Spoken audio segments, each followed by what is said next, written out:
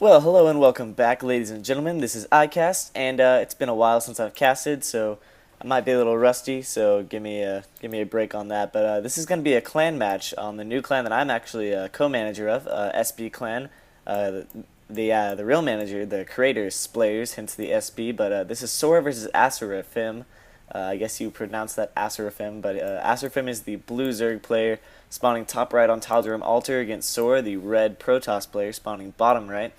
And like I said, this is an exhibition match. It's actually a qualifying match that will determine exactly where these guys are placed as far as class. We've broken it down into Class S being the best, and then A, and then B, and then I think there's a C. That's your Woodley class, bronze, and maybe silver. I don't know, but right now Aseraphim is actually in Class S, and SoRa is in Class A. So if he can win this match, he'll go ahead and move on to Class S and push his way up into the clan. So of course it's a huge honor to be ranked higher up in the SB clan than everybody else. You get bragging rights, I guess you could say. You can do whatever you want. But SoRa gonna go ahead and throw down a pylon next to his natural. Forge Vast Expand against a Class S player. That's kind of bold, but I guess we'll just have to see where that takes him. But he's going to go ahead and scout out Aseraphim on his first try. So good guess there, little proby, a little guy. Going to walk his way onto the creep. And spawning pool coming down now for Aseraphim. And SoRa's going to try to get a good scout out. I'm interested to see where this goes, because if SoRa goes for a fast expand and Aseraphim doesn't look like he is, he's already at 16, so he's definitely not going to 15 hatch. Then that'll put the SoRa one base ahead, which you definitely don't want that as a Zerg player against a Protoss player. You always want to be one base ahead of your opponent, not one base behind. But we do have the Forge down now, and now he's going to wait about 400 minerals so that he can go ahead and drop his natural expansion, his Nexus. Gosh, I cannot remember the word for a second. That was extremely newbie of me. But we do have a pylon now going down by SoRa. Gonna be a little annoying there. So now Aseraphim is definitely gonna be way behind on this, because he's got to kill that pylon just so that he can grab his natural. But he's gonna go ahead and break up his probes. Maybe he'll grab his natural at his fourth. I mean, because breaking down those rocks would take even longer than the pylon. But just have to see where it goes. Nexus has now come down, as well as a forge. I would imagine a gateway and a photon cannon after that. So no gas so far, which is of course standard when you're fast expanding as a Protoss. You don't need that gas too early.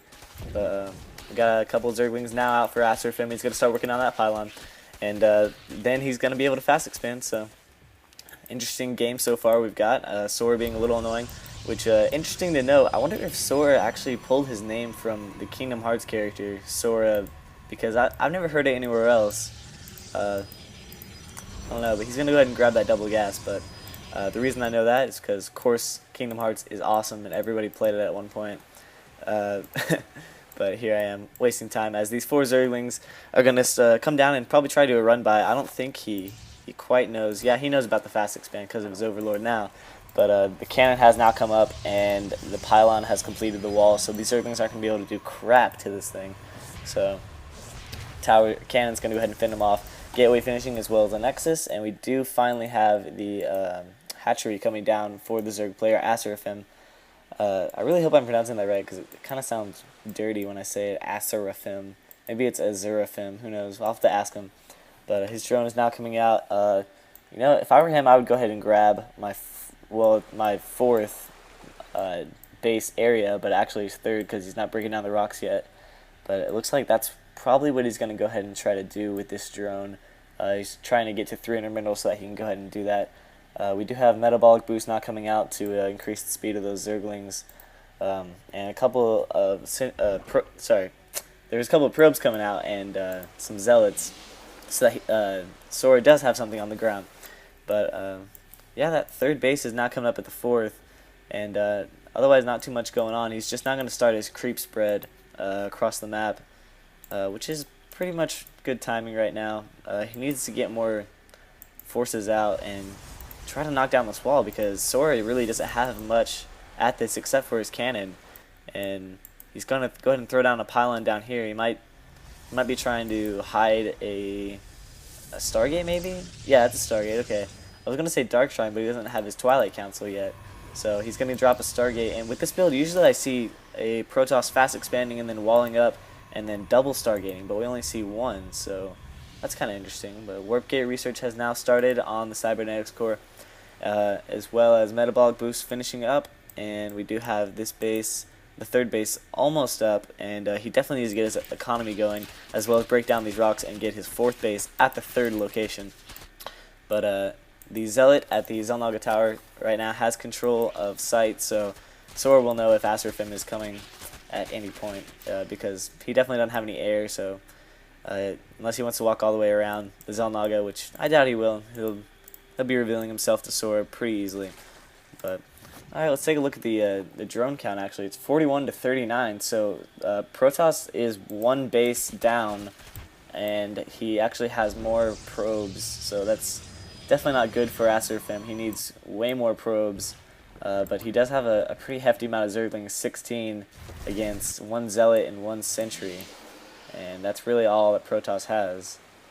Or not even one Zealot now, because it just got killed. So all he has is one Sentry and a cannon at the front door. I really think that the Zerglings could work this thing down. It's probably not worth it, but he's going to come in and see, does my opponent have a third? And no, he does not. So right now, both players are just kind of sitting back. Aseraphim doesn't want to be too aggressive and lose all the Zerglings, but we do have a Void Ray coming out for our Protoss. And Aseraphim is completely unaware of this. Yeah, he is. So he doesn't have any anti-air just yet. So if the if the Void Ray comes, it'll be completely unexpected. Well, maybe not completely unexpected. I guess that's always lingering in the back of your mind if you're a Zerg player and your Protoss player turtles up, because I mean, what else are they gonna do? Like, if they're gonna create a big ground army, then they might as well not complete the wall, otherwise it's just going to trap their things in. But the Void Ray is now being revealed to the Xel'Naga Tower that this Zergling is currently controlled, so he needs to get Spore Crawlers up as soon as possible, which he actually dropped one before I even noticed that the Void Ray was seen by the tower, so that's pretty crazy. So Aseraphim definitely staying on top of that. He needs to get these Zerglings out of here, because they're just taking damage for no reason. This Void Ray is kind of wasting its life on this right now, because the Zerglings are just going to recharge as soon as they run away.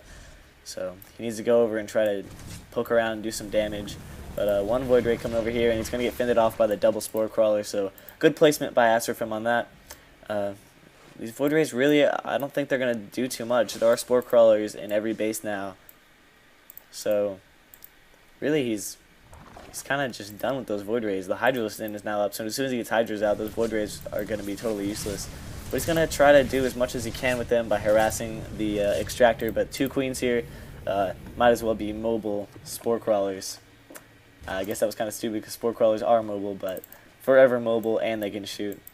And yeah, right now, looks like the SoRa is going to go ahead and use his ground army and wipe out his gateway so that he can push out. And I would imagine that he would fall back with those Void Rays, or just leave him up there and not really use them anymore. He needs to transition into a hefty ground army, and as soon as he saw that like the Hydralisks are coming out, I'd probably go for some Colossus. He needs to drop a Robo Bay if he hasn't already, which I haven't seen one yet. So, alright. I guess we'll just have to see what he goes for. He does pull out a couple of Phoenix. I'm not really sure what that's for. I guess just to kill some Overlords. That's going to be a little annoying, but I don't know if that's actually worth it, because the Hydras are definitely out now, and Hydras do some work on the Phoenixes. And SoRa actually being a little careless there and going to let his Phoenix die, so those were definitely not worth it. So anyways, the Zergling is placed right here to see when his opponent is going to get his fourth, and that way he can actually stop that. But right now, we do have the robotics bay, and the facility is already up. The robotics bay is coming, and there's the facility. So I guess he is going for Colossus after all, but we do have quite a bit of roaches coming out now for Aseraphim now on the field, which Colossus, in large numbers, I guess they do good against roaches, but really, roaches can kind of take that laser pretty hard, not compared to Hydralisks, which just get fried up immediately. So we do have SoRa now going for the Protoss Shields upgrade, which is now cheaper since the latest patch, and a couple of Immortals, or just one Immortal actually. But we do have another hatchery going down here, so Aseraphim is going to go ahead and grab his 4th, which will finally put him 1 base above his opponent, and he is now about 7 drones ahead of his opponent, so his economy is now doing better. So this game is pretty much evened out. He's pushing across the map now with a bunch of forces. I don't know what's going on here. Protoss definitely has the better concave, and the roaches are going to try to run away, and they're going to get force fielded in half beautifully, and that's going to cut that Zerg army in half, which the roaches are so necessary for that combo, because they're supposed to be up front taking the damage while the Hydras just sit back and do work. So I don't even know what he's trying to do here, because the Protoss army is definitely moving over, and they're going to be able to pick all this off. He needs to retreat. I don't know what he's wasting all of his Hydralisks. There's plenty of Stalkers here to take this on. He needs to get back. I mean, there are some force fields, but that's not stopping him. This is poor decision making, at least in my opinion. So we got more reinforcements warping in the back. That's a battle that he was just going to lose from step 1 over here. I'm not really sure what was going on there, but you know, what do I know? I don't play Zerg. But yikes, that definitely put him behind in the army composition now. Like, all he has now is some Zerglings and some Hydras, only 1 Roach, and we do have Colossi coming out now. There's 1 already, and he's going to drop the 2nd facility to start double production of Colossus. And yikes, if Aseraphim keeps up with the Hydralisk production, that's not going to be good for him at all. He needs to pretty much cut Hydralisk production, need more Roaches, and I would say some Corruptors probably to take out the Colossus. But he is going for 2-2 on his units now, because he does already have 1-1. And I haven't really been keeping up with the Protoss. He's at 1-1-1 everything, so he's actually keeping up with his shields and stuff too. So he needs to get on those upgrades more though, because he definitely has the resources for it. But looks like right now he's just going to be working on that double Colossus production. So right now both players just sitting back on their bases, and really I think if Aseraphim would have waited until he had all of this combined with what he lost earlier, I think he would have definitely been ahead in army, because this really isn't a lot, and SoRa didn't lose that much, and now he's got 3 Colossus in the mix with no Corruptors in the Zerg army, and the creep spread really is not that far out, so Aseraphim is really just not at a very good spot to fight, especially because he keeps trying to push up the Protoss ramp, which is giving SoRa a great concave, and if he tries to do this again, I'll be surprised because of how bad it went last time. There's quite a few Roaches, but I don't think this is going to work that well. The Roaches are going to come in, and the force fields are going to go off, splitting the army once again, and it's going to be, no, it's not going to be close. There's too many Zealots and Stalkers and Colossus, and they're just frying up those Hydras so fast. Man, I don't know what's going on here with the Zerg player. He's definitely got his economy down and his unit production making good, but the decision making on the armies, I don't know what to tell him. It's I think he needs to at least get his creep out and try to draw the Protoss player out, maybe. Yikes. This is the matchup that I'm actually not completely well versed on, but I've seen a lot of casts for this, and he definitely needs these Corruptors, which it's going to be helpful for his army, but man, this is a spot now that he's in, because he's going to go for the Greater Spire, so he's going to try and get Broodlords, but I think that SoRa is too far ahead now. He's got his 3rd base fully up and running with a complete wall there and a complete wall here with his unit, so there's no way that Aseraphim can harass at all, and SoRa's going to move out with his entire army, and this is just going to be devastating. This Protoss ball has gotten way too big, and there's really not that many Zerg units. There's a handful of Roaches and a handful of Corruptors against just this giant, huge amount of Stalkers and Colossi. There's 5 Colossi with him, as well as some sentries to force field the army in half, and he's even bringing probes, so I think this is his final push. There is 1 Infestor there who could actually score a key fungal growth if he really wanted to as he walked by, but I don't think he's really paying attention. But this 4th base, or the natural 3rd actually, is going to get picked off really fast, and I don't think that the Zerg player really has much to do. I mean, he's got quite a few Broodlords now, but that's a lot of Stalkers, and and there's a lot of Colossus. and they're just going to start going to town on these broodlings and roaches. The roaches are going to come in and try to do as much as they can. The stalkers don't really have a very good concave, and the fungal growth does go off, placed beautifully. Good play there by the Zerg, but I think the numbers are just really favoring the Protoss player, and I don't think that the Zerg player is going to be able to pull through here. There's only 3 Broodlords left and a couple of Infestors. I think this is going to be GG, guys. The Protoss player is just going to barrel through the main base now. These Zerglings are the last attempt, as well as a Queen, and I think that's going to be it. That's definitely going to push SoRa into Class S, so I'm sure he's satisfied with that. Aseraphim probably a little irritated that he didn't play as well as he could have, but more Stalkers joining the pack now, and this is definitely an unstoppable Protoss wrecking ball at this point. There's no way that he can get in enough reinforcements, so yikes. No GG from Aseraphim. Who knows? They are clan members, so there we go. It's the first SB clan exhibition match, qualifying match, in fact. So SoRa going to go ahead and push into Class S, so congrats to SoRa.